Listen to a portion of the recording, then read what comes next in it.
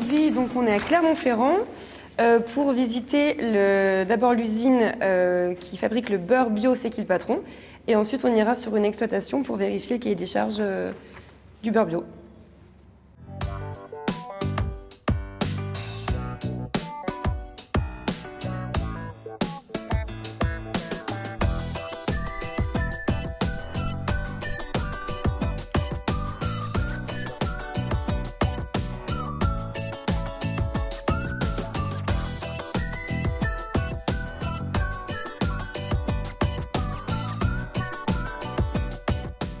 Ici, ce que je vous disais, on fait à la fois des analyses physico-chimiques, donc sur cette partie-là, c'est-à-dire des mesures de taux de matière grasse, de taux d'humidité, des mesures de pH, d'acidité dormique.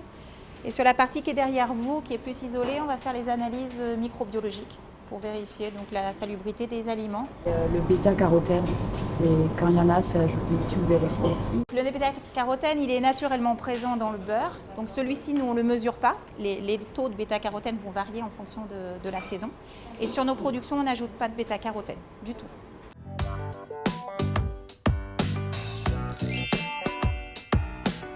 Au niveau de la consistance, on a voté naturel, mais ça veut dire quoi? Est-ce que c'est ici que ça s'analyse? Consistance naturelle, ça veut surtout dire consistance qui va varier en fonction de la saison et en fonction de ce que va manger la vache. En été, le beurre est plus tendre parce que les vaches sont plus nourries à l'herbe. Et en hiver, la texture va avoir tendance à être un peu plus dure, un peu plus friable. Est-ce que ça fait changer la couleur du beurre aussi en fonction des saisons? La composition en fait d'acides gras qu'il peut y avoir dans le lait en fonction de l'alimentation de la vache va faire varier la texture, mais va également faire varier la couleur. Donc là aussi, en été, on va avoir un beurre qui va être plus souple et qui va être plus jaune, et en hiver, un beurre plus blanc et qui va être plus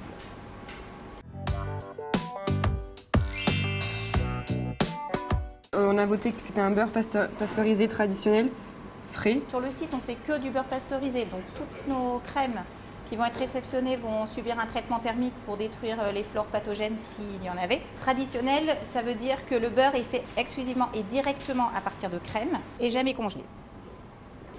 Ni la crème, ni le beurre.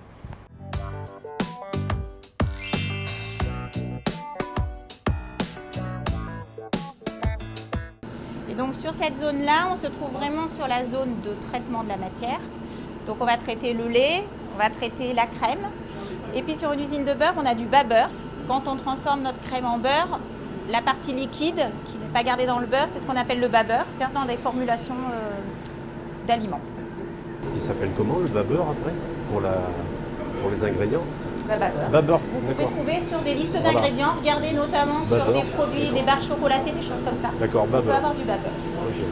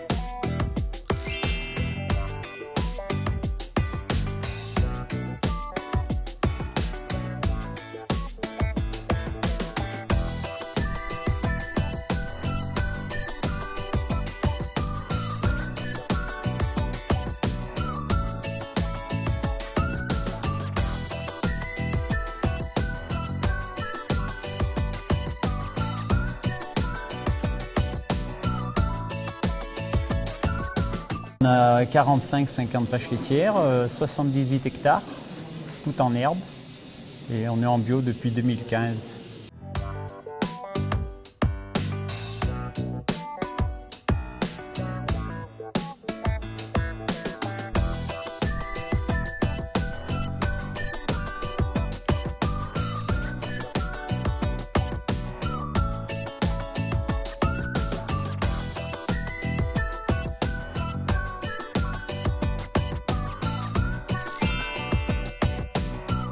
Les animaux, ils sont rentrés depuis quand là?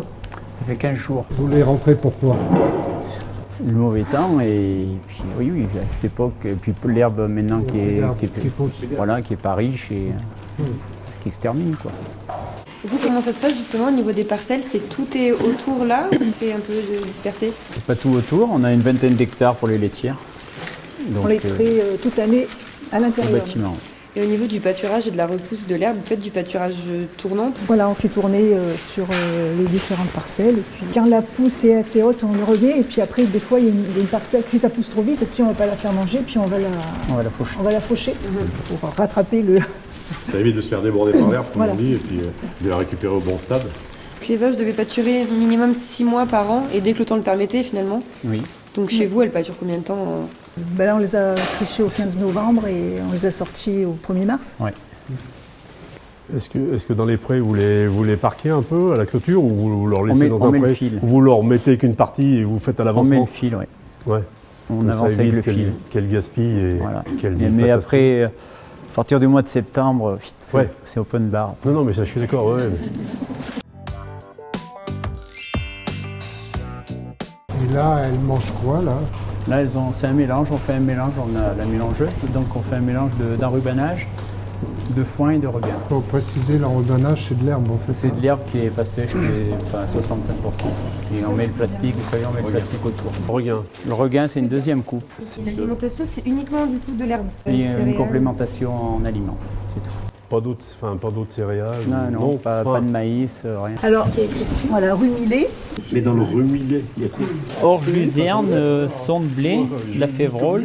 Moulin Marion ne fait que de l'aliment bio. D'accord, ok. Et là, vous voyez, Opcaline, c'est une certification qui prouve en tout cas que le fabricant, il fabrique des aliments non OGM.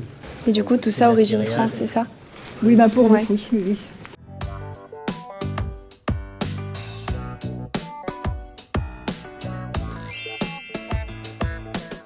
La colonne, c'est tout le Bah, du patron, coup, elle est- donc là, Il y a on 90 et 10. Il y a les 10% qui sont avec C'est qui le patron, à 525 €.